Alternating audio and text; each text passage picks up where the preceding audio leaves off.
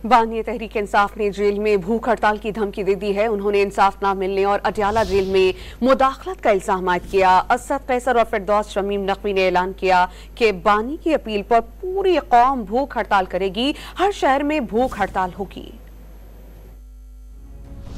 बानी पीटीआई का अडियाला जेल में भूख हड़ताल शुरू करने का इंदिया।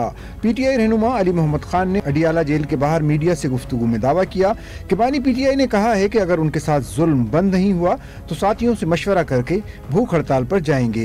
अली मोहम्मद खान ने वाज़ेह किया कि अगर बानी पीटीआई भूख हड़ताल पर गए तो पूरे पाकिस्तान में भूख हड़ताली कैंप लगेंगे।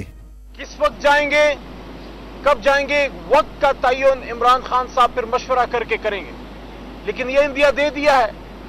और जब इमरान खान साहब अल्लाह वो वक्त ना लाए, लेकिन अगर वो भूख हड़ताल पे गए तो फिर पूरे पाकिस्तान में भूख हड़ताली कैंप और पुरअमन एहतजाजी मुजाहरे होंगे। पीटीआई रहनुमा असद कैसर ने मानसहरा में जलसा-ए-आम से खिताब में दावा किया कि बानी तहरीक इंसाफ ने भूख हड़ताल का कहा तो पूरी कौम भूख हड़ताल करेगी। जब इमरान खान बोलेगा भूख हड़ताल तो इंशाल्लाह पूरे पाकिस्तान में पूरी कौम भूख हड़ताल पे रहेगी इंशाल्लाह ताला।